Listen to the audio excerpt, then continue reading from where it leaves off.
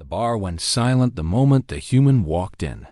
It was not the kind of silence that comes from curiosity or surprise. It was the heavy, uneasy kind that spreads when every instinct in the room whispers that something dangerous has just arrived. The alien patrons turned their heads slowly, eyes narrowing, claws tightening around glasses, mandibles clicking with quiet amusement. To them, humans were soft creatures from a young world new to the galaxy, weak, diplomatic, harmless. Tonight, they believed one of those harmless creatures had wandered into the worst place possible. The establishment was known across 3 sectors as the Broken Halo, a dimly lit tavern carved into the lower decks of an asteroid station, drifting on the edge of unregulated space. Smugglers, mercenaries, bounty hunters, and war criminals gathered there to drink, gamble, and settle scores where no authority dared interfere. The air carried the smell of alien alcohols, burnt circuitry, and the quiet promise of violence. Normally, a newcomer would hesitate at the doorway, overwhelmed by the noise and the hostile stares. This human did not hesitate.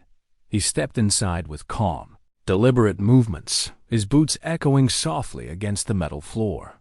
He wore a dark travel coat, dusted with the gray powder of asteroid mining lanes, and his posture was relaxed in a way that seemed almost careless. A few patrons chuckled under their breath, their alien languages translating roughly into the same thought. The human clearly had no idea where he had just walked. At the central bar counter stood a towering Carthan enforcer, a creature built like a walking fortress of muscle and armor-like scales. The Carthans dominated this station through fear alone, and their leader tonight was a brute named Grask, whose reputation for breaking bones was legendary even among criminals. Grask noticed the human immediately and gave a slow, amused rumble of laughter that vibrated through his chest. "Look at this," he growled to the surrounding tables, his voice carrying easily across the room. A human, lost perhaps? Several aliens laughed openly now. One of them, a 6-armed Velk smuggler, leaned back in his chair and whispered loudly enough for others to hear, "Maybe he thinks this is a tourist stop." The human ignored them all. He walked directly to the bar, sat down on the empty stool beside Grask, and calmly placed a small metallic coin on the counter. The bartender, a nervous insectoid creature with trembling antennae, stared at the coin and then at the human as if trying to decide whether serving him would start a fight. "I'll take whatever passes for whiskey here," the human said quietly. The simplicity of the request made several aliens snort with laughter. Even Grask's massive shoulders shook with amusement. To them, this was entertainment, now a fragile human pretending to belong in a place built for monsters. Grask leaned closer, his shadow swallowing the bar's dim light as he loomed over the human. "You are very far from human territory," he said slowly, each word dripping with mockery. "And this is not a place where your kind survives long." The bartender hesitated, but the human didn't even look at the towering enforcer beside him. He simply waited for his drink, fingers resting lightly on the counter, as if nothing about the situation concerned him. That calmness irritated Grask more than fear ever could. Around the room, conversations died down as more patrons turned to watch. Predators recognized something strange when they saw it, and the human's composure felt wrong. A creature surrounded by enemies should sweat, stutter, or beg. This one did none of those things. The bartender finally slid a cloudy glass across the counter. The human lifted it, examined the liquid briefly, and took a slow sip. Only after setting the glass down did he finally turn his head toward the massive Carthan beside him. His expression remained completely relaxed. "I'm not lost," the human said. The quiet confidence in his voice made several aliens stop laughing. "I came here on purpose." And for the first time since the human had entered the bar, the room began to feel just a little less certain about who the real prey might be. The quiet confidence in the human's voice changed the atmosphere of the bar in a subtle but noticeable way. Moments ago, the patrons had been laughing, treating the situation like cheap entertainment, but now the amusement began to fade as instincts sharpened. Creatures who live by violence learn to read danger quickly, and there was something deeply unsettling about a lone human calmly sipping alien whiskey in the middle of a room full of predators. Grask's scaled brow tightened slightly as he studied the human more carefully. The Carthan had expected fear, or at least hesitation, but the man sitting beside him behaved like someone who had already calculated every possible outcome and decided none of them worried him. Grask leaned back slightly, the massive joints in, his armored limbs creaking as he shifted his weight. His reputation across the sector was built on intimidation alone, and normally that was enough to break weaker beings before a fight even started. On purpose? He repeated slowly, his deep voice rumbling like distant thunder through the room. Humans do not come to places like this on purpose. Around them, several patrons muttered in agreement. The Velk smuggler at the nearby table, clicking his mandibles with quiet interest, while a pair of reptilian mercenaries exchanged skeptical looks. Humans were still new to the wider galaxy, known mostly for diplomacy, trade agreements, and cautious exploration. Stories of human soldiers existed, of course, but they were usually buried inside military reports rather than barroom legends. The human lifted the glass again and took another slow sip before answering, giving the impression that the conversation was nothing more than casual small talk. Most humans don't, he admitted, setting the glass back on the counter with deliberate calm. But most humans aren't looking for someone. The statement caused several heads to tilt around the room, curiosity briefly overpowering hostility. In a place like the Broken Halo, people were always looking for someone, but it usually meant revenge, debt collection, or assassination. Grask's amusement returned slightly as he folded his arms across his massive chest, convinced once again that the human had walked into a situation far beyond his understanding. Well then, the Carthan said with a slow grin that revealed rows of blunt, crushing teeth, you must be very brave or very stupid to search for someone here. His tail struck the metal floor once for emphasis, producing a loud clang that echoed through the chamber. Who exactly do you think you are looking for? The surrounding patrons leaned in subtly, sensing that the situation was shifting from mockery to something far more interesting.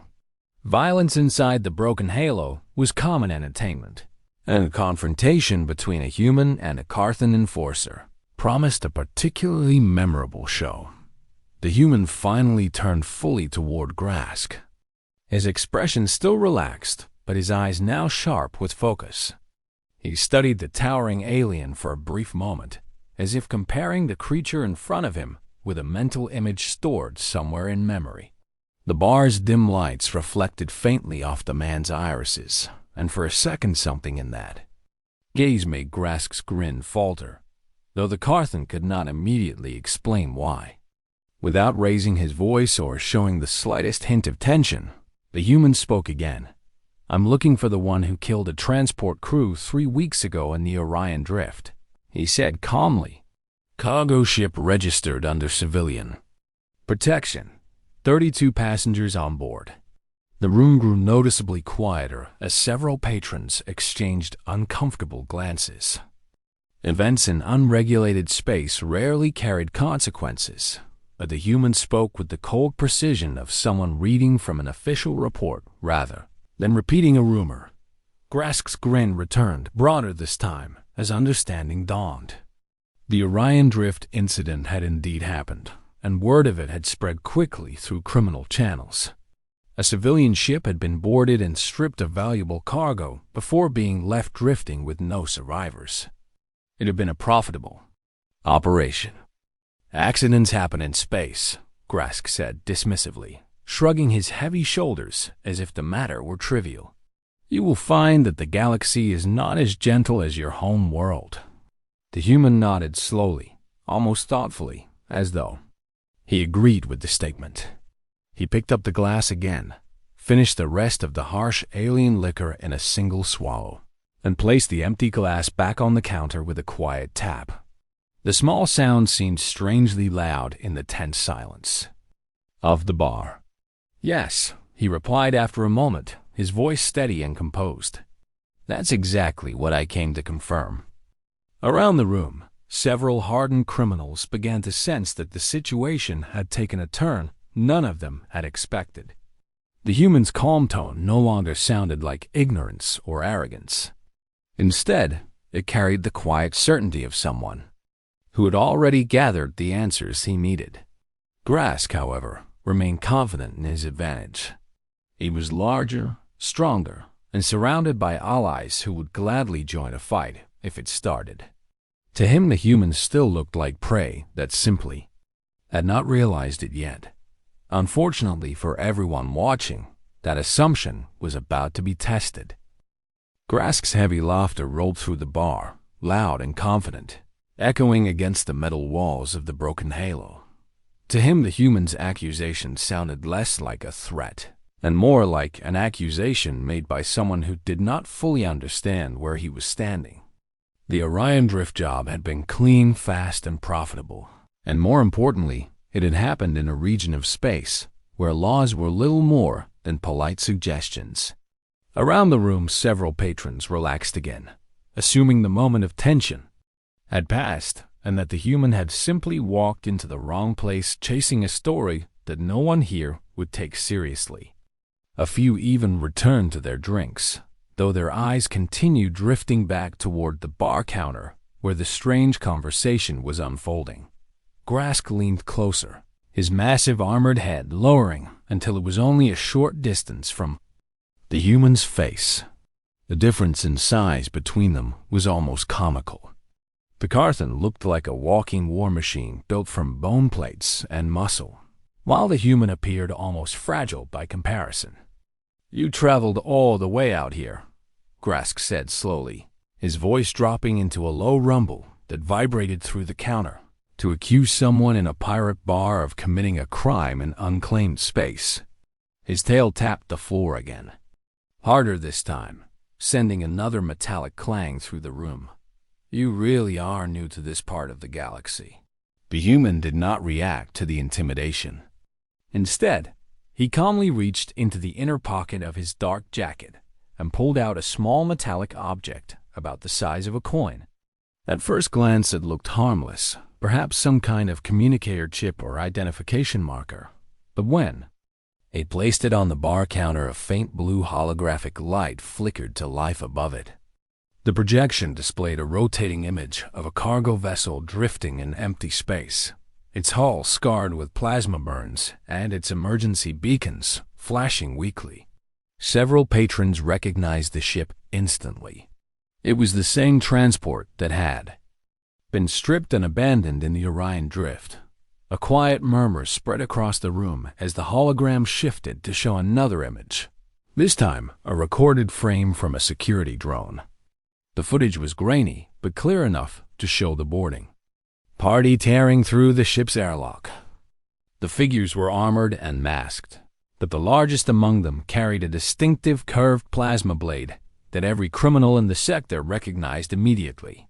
It was Grask's weapon, custom forged for a Carthan enforcer whose reputation depended on brutality.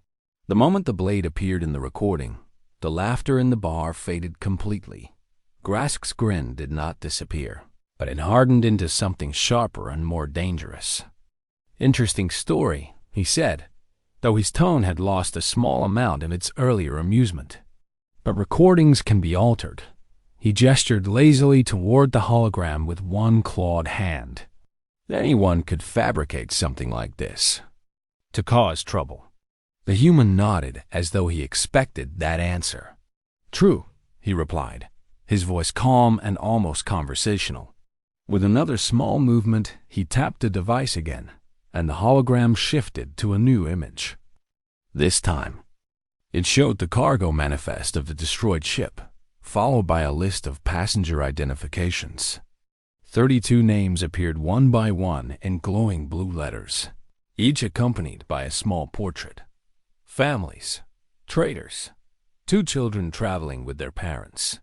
The room remained silent as the final image appeared, a recovery drone scanning the empty interior of the vessel days later, confirming that no survivors had been found. For the first time, the mood inside the broken halo began to feel different. This was no longer a random accusation shouted across a bar. The human had come prepared, carrying evidence that turned a forgotten raid into something much heavier. A few patrons shifted uneasily in their seats, not because they cared about the dead passengers, but because the human's calm persistence suggested something far more dangerous than revenge. He was not shouting, not threatening, and not pleading for justice. He was simply presenting facts as if the outcome of the conversation had already been decided. Grask finally straightened his massive frame, his patience thinning. "Even if I had been there," he said slowly, his voice losing its playful tone, "you still walked into the wrong bar." His eyes scanned the room briefly, reminding everyone present that the broken halo was filled with criminals who owed him favors or feared his strength. "There are more than 20 armed hunters in this room, human. If you came here looking for justice, you picked a poor location." The human followed the glance around the room, observing the collection of smugglers, bounty hunters, and mercenaries who had quietly shifted their attention toward the unfolding confrontation. None of them moved to help him, but none of them interrupted either. The human's gaze eventually returned to Grask, steady and unhurried, as if the numbers did not concern him at all. "That's the second time someone's told me I walked into the wrong place," he said quietly. Then a faint, almost amused smile appeared at the corner of his mouth. "But you're misunderstanding something important." Grask's eyes narrowed slightly. "And what would that be?" The human leaned back on the bar stool, resting one arm casually on the counter, as though he had settled in for a long conversation rather than a fight. His voice remained calm, but the certainty behind it carried a weight that made several listeners unconsciously hold their breath. "I didn't walk into the wrong bar," he said. "I walked into the exact one I was looking for." For a moment, the entire room seemed to hold its breath. The human's words were not loud, but they carried a calm certainty that felt heavier than a shouted threat. Several patrons, who had been pretending not to listen, slowly turned their chairs to face the bar completely. The broken halo was a place where confrontations happened almost every night, but something about this one felt different. The human did not sound like someone gambling with his life. He sounded like someone following a plan that had already been set in motion long before he stepped through the door. Grask studied him carefully now, the earlier amusement fading from his expression. Most beings who challenged him either trembled or shouted to hide their fear. This human did neither. He simply sat there, relaxed, as though the massive Carthan standing in front of him was nothing more than another obstacle already calculated and accounted for. Grask's tail stopped tapping the metal floor, and the silence that followed felt heavier than the noise that had filled the bar earlier. "You're either very brave," Grask said slowly, "or very stupid." The human shrugged slightly.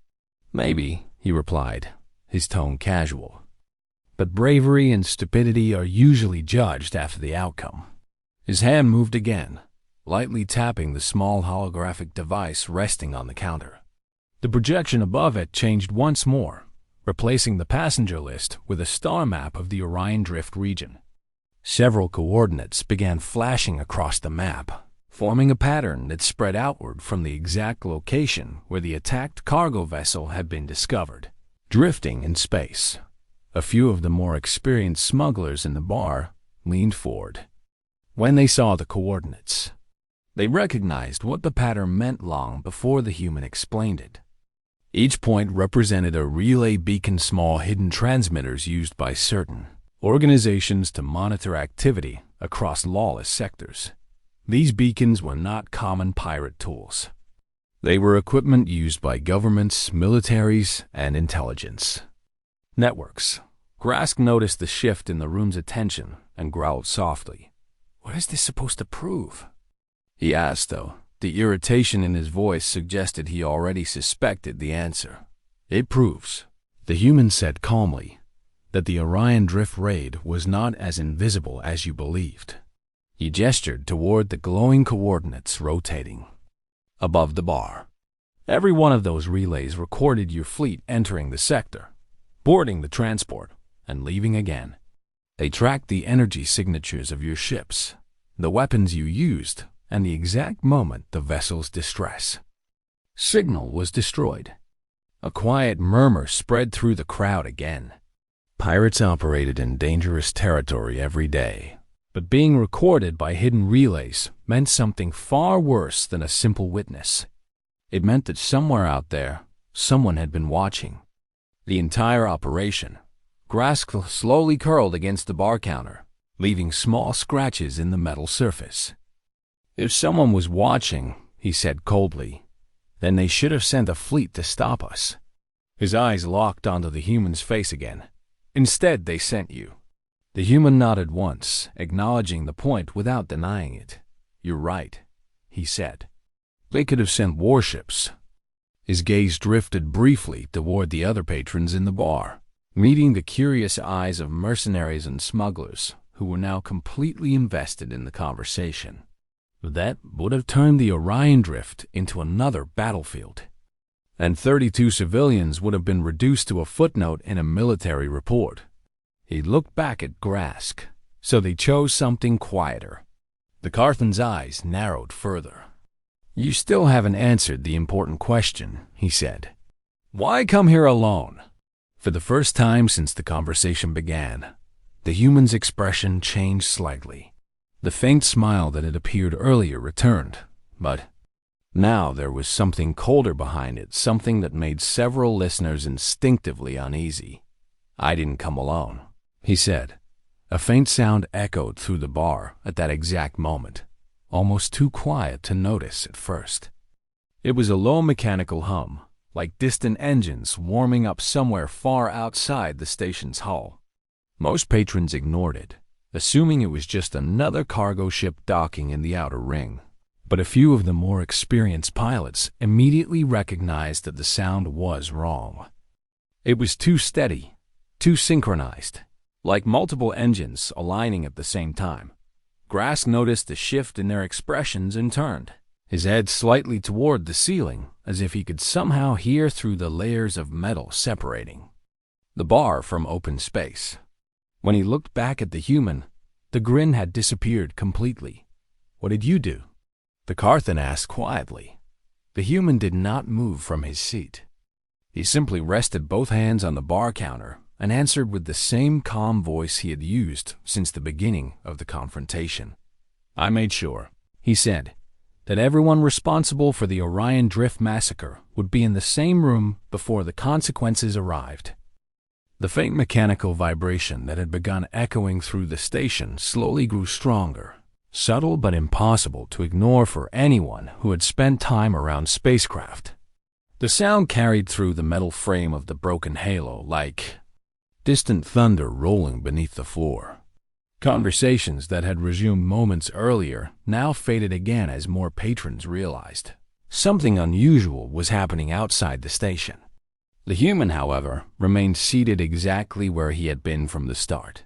His posture relaxed, his eyes calmly studying Grask as though the rising tension in the room was simply another predictable step in a process he had already calculated. Grask's gaze hardened as he stared down at the human, searching his face for any hint of bluff or panic. What he found instead was patience, the kind that came from someone who had no reason to rush. The Carthan had commanded fleets for years, and had faced down rival pirate clans across half the frontier sectors. But this situation was different from any confrontation he could remember. Normally, power was obvious in places like this: bigger weapons, stronger warriors, larger crews, but the human had brought none of those things into the bar. And yet somehow the entire room now felt like it belonged to him. You expect me to believe you summoned a fleet here? Grask asked, though the confidence in his voice was beginning to thin. His claws tapped the metal counter again, slower this time, as if he were calculating possibilities he had not considered earlier. The Orion Drift region was outside most formal military patrol routes, but that did not mean fleets could not reach it. The problem was timing. If someone had been monitoring the pirate raid through hidden relays, organizing a response this quickly would require an operation already prepared and waiting.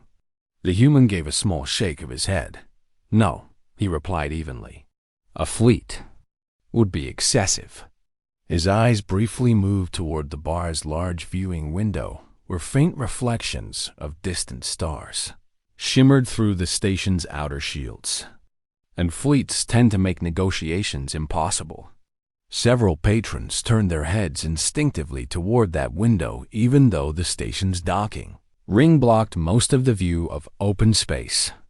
The vibration beneath the floor grew slightly stronger again, enough now that glasses and metal utensils produced faint rattling sounds along the counter. A few experienced smugglers exchanged uneasy glances, silently counting the rhythm of the distant engines. Whatever ships were approaching, the station were not drifting in casually. They were arriving in a coordinated formation. Grask leaned closer across the counter, towering over the seated human. You keep talking like this is already decided, he growled, lowering his voice so that only the closest listeners could hear clearly. But you were still sitting in my territory, surrounded by my people, and whatever ships you think are coming will have to pass through my fleet before they reach this station. His tail slammed once against the floor, sending a sharp metallic crack echoing across the bar. The human listened without interruption, allowing the Carthan to finish before responding. When he finally spoke, his voice carried the same steady calm that had unsettled the room from the beginning. Your fleet left the Orion Drift 2 days ago, he said quietly. 7 ships, all damaged during the raid. They stopped at 3 repair depots along the outer belt before heading back toward this station. A ripple of surprise moved through the crowd at that statement. Even pirates who did not serve under Grask understood the implication immediately. Tracking a pirate fleet across multiple sectors without being detected required more than guesswork. It required surveillance systems far beyond what independent smugglers could normally access. Grask's eyes narrowed into thin slits. You're guessing, he said, though the statement sounded more like a hope than a challenge. The human reached out and lightly tapped the holographic projector again. The star map above the counter shifted once more, zooming outward to reveal a larger portion of the surrounding sector. 7 small icons appeared along a trade corridor several light hours from the station, each one marked with a faint identification. Signature. A series of timestamps appeared beside them, showing their movement during the last 48 hours. You stopped at the Kestrin scrap docks first. The human continued calmly. Your engineers replaced 2 damaged plasma arrays there. After that, you moved to the Dathis refinery ring to patch the hull breaches on your escort cruiser. And yesterday evening, your entire fleet regrouped near the outer asteroid belt before returning here. The bar had grown completely silent now, except for the growing vibration of distant engines.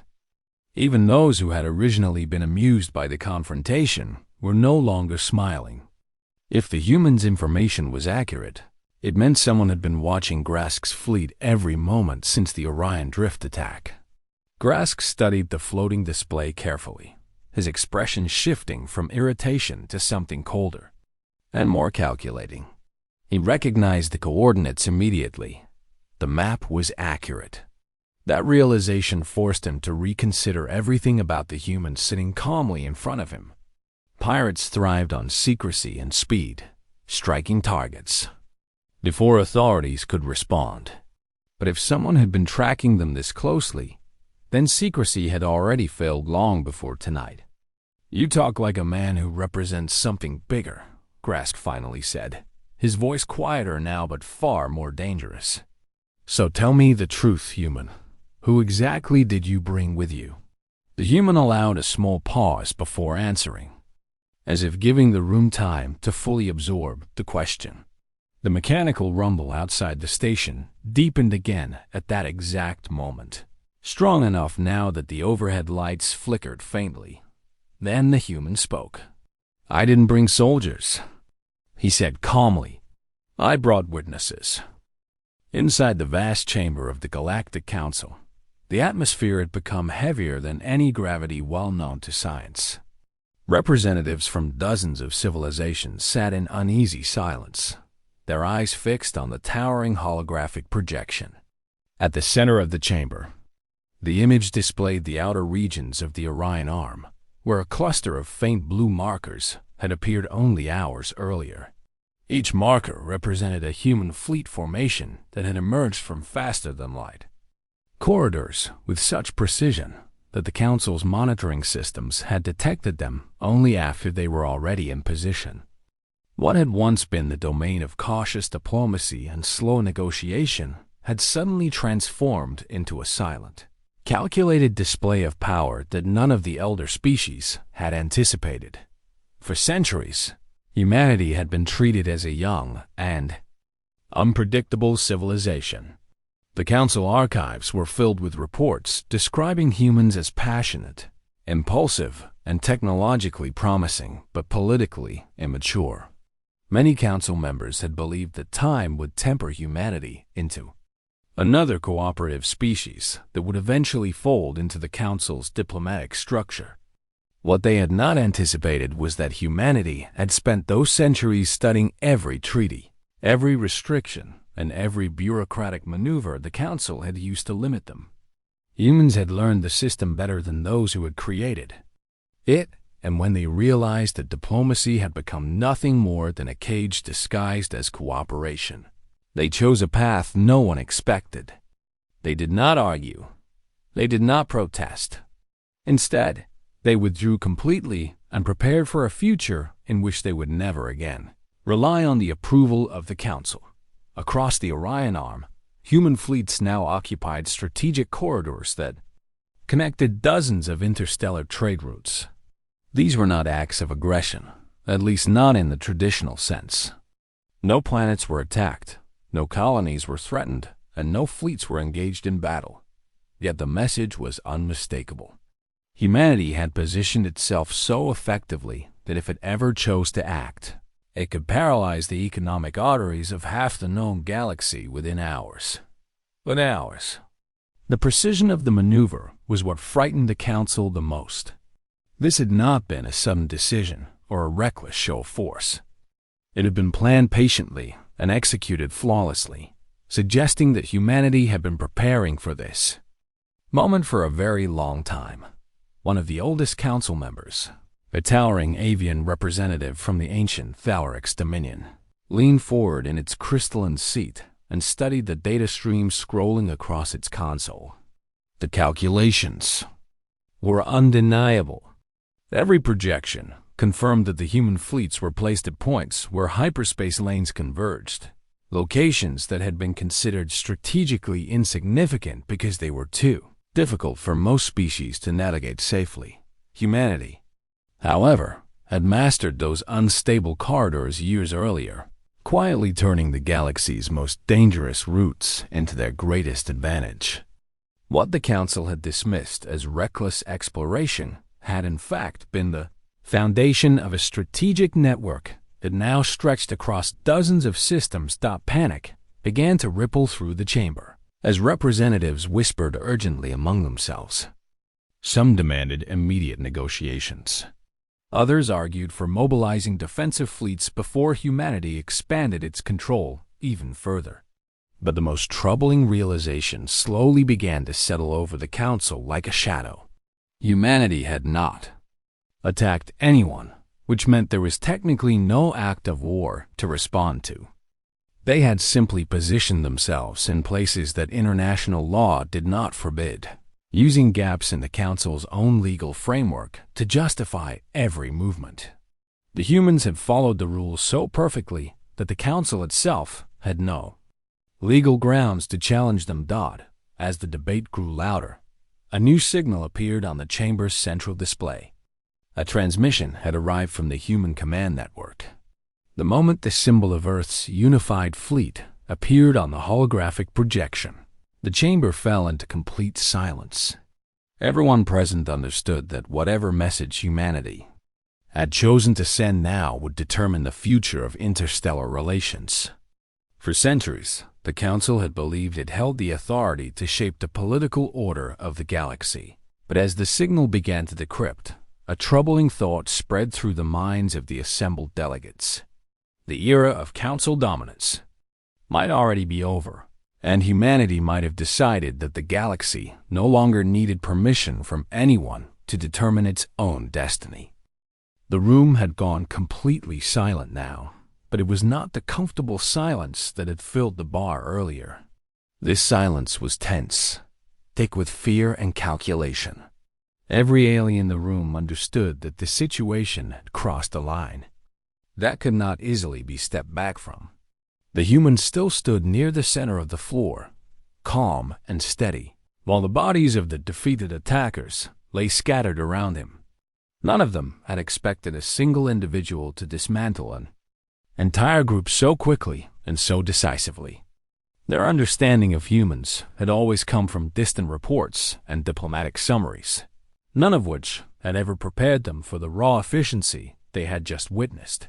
Across the room, the reptilian who had started the trouble slowly pushed himself upright from the wreckage of the table he had crashed through. His armor had cracked in several places, and a dark fluid leaked from a wound along his side. Yet his eyes burned with humiliation more than pain. He looked at the human with a mixture of rage and disbelief, as though his mind simply could not accept what had just happened. Around him, the other members of his crew began to stir, groaning as they regained consciousness. The sight of their leader standing again gave them a fragile sense of courage, but none of them rushed forward this time. They had learned their lesson the hard way. The human watched them quietly, his expression unchanged. He did not raise his fists again or shift into a defensive stance. Instead, he simply waited. That stillness was somehow more unsettling than the fight itself. It carried a quiet message that everyone in the room seemed to understand. The human did not feel threatened by anything left in this bar. One of the smaller aliens near the counter slowly backed away, clearly deciding that whatever dispute had begun tonight was none of his concern anymore. Another followed, then another, until several patrons had slipped toward the exits. The reptilian leader finally spoke, his voice lower now, stripped of the arrogance that had filled it earlier. He demanded to know who the human really was, because no ordinary traveler could fight the way this one had. The question hung in the air, heavy with suspicion and fear. The human tilted his head slightly, as though considering how much to reveal. When he finally answered, his voice carried a calm certainty that cut through the room like a blade. He explained that he was exactly what he appeared to be, just a human passing through. But then he added something else, something that made several listeners stiffen where they stood. Humans, he said quietly, had spent centuries learning how to survive in hostile places. The reptilian's eyes narrowed as he processed the statement. He looked around at his injured crew, at the wreckage of the bar, and then back at the human standing alone among them. For the first time since the confrontation doubt began to creep into his posture. The galaxy had always viewed humans as unpredictable newcomers, a species that had joined interstellar society relatively recently. But the creature in front of him was forcing him to reconsider everything he thought he knew about them. There was a discipline in the human's movements, a patience that suggested experience far beyond a simple bar fight. From the shadows near the back wall, the bartender finally moved again. The old alien carefully stepped around the debris and studied the human with new interest. His species had watched countless travelers come and go over the years, but very few had ever turned his establishment into the center of a battle like this. He cleared his throat and quietly asked if the human intended to continue the conflict or if the evening's entertainment had reached its conclusion.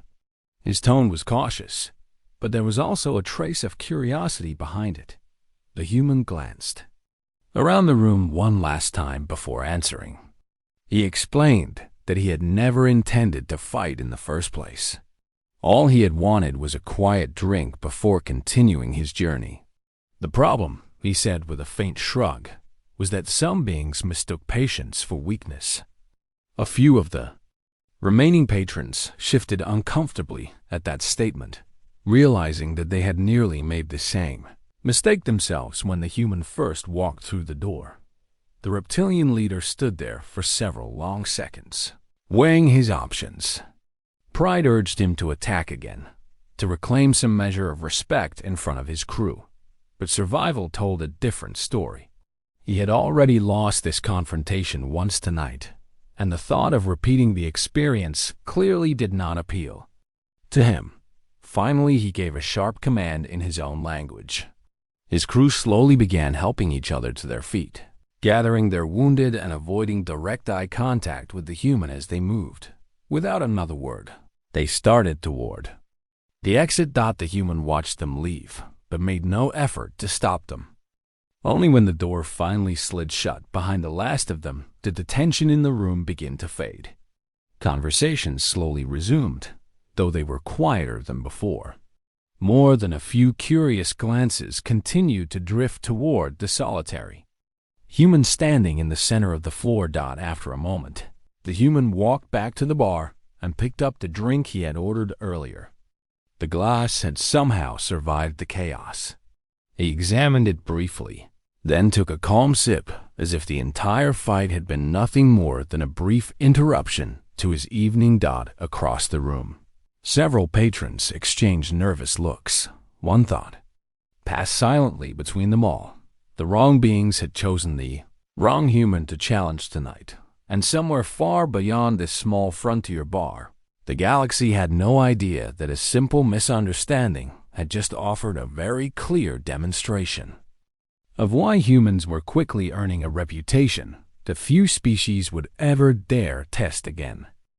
The aftermath of the confrontation lingered long after the last of the aggressors had left. The bar, though partially damaged, retained a strange sense of order. Patrons cautiously returned to their tables, murmuring in low voices about what they had just witnessed. No one dared approach the human directly, yet everyone's attention remained on him, drawn by an unspoken awareness that the events of this night were not ordinary.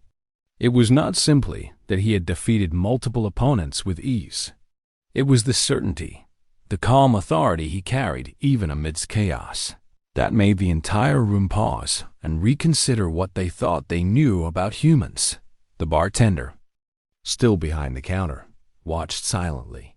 His hands rested on the edge of the bar, his eyes scanning the human with a mixture of curiosity and cautious respect. Few beings had ever entered his establishment with such confidence, and fewer still had walked through it without leaving a single mark of intimidation. He cleared some of the debris from the counter, though carefully, not wanting to disturb the fragile balance of the room. There was a subtle acknowledgement in his gaze. This human was not someone to provoke, and the galaxy itself would eventually have to account for a species that combined unpredictability with formidable capability. Outside, the stars glittered coldly against the void of space, indifferent to the small drama that had unfolded within the bar. The human stepped toward the door, the quiet hum of the city beyond greeting him. He paused for a moment, glancing back at the patrons who now observed him with wide, careful eyes. There was a faint smile on his face, not of triumph, but of understanding. They had witnessed only a fragment of what humans were capable of, and that fragment alone had been enough to change perceptions. As he left the bar and stepped onto the bustling streets, the city seemed to shift slightly around him. Aliens of Many species passed, unaware of the subtle ripple his presence had created. The silent recalibration of assumptions about strength, courage, and the resolve of the human race. For a moment, he walked among them like any other traveler, yet the aura of quiet authority he exuded made it clear that he was anything but ordinary. Far above, in orbiting stations and distant worlds, news of the incident had begun to circulate. Holographic reports and intercepted transmissions carried exaggerated accounts of the confrontation, but each retelling preserved the essential truth: humans were not to be underestimated. A pattern was emerging across sectors of the galaxy, a realization that would quietly spread, shaping alliances, rivalries, and the calculus of interstellar diplomacy. The human paused at the edge of a bridge overlooking the city, watching the lights flicker below. There was work to be done, journeys yet to continue, but for now, he allowed himself a single thought. In a galaxy that measured beings by firepower and reputation, sometimes it took only one encounter to shift the balance of perception. And humans, it seemed, had learned to master both patience and force with equal precision. With that, he continued down the streets, disappearing into the shadows and the crowd, leaving behind the faintest echo of a presence that would not soon be forgotten. The galaxy had taken note, and though it would not yet speak aloud of its fear, a subtle respect had been earned, a quiet acknowledgement that humans, in their own way, were a force unlike any other. And so, the night ended, not with fanfare, but with a quiet, enduring impression. One human, alone, had reminded the galaxy that sometimes the most dangerous power was the one it least expected.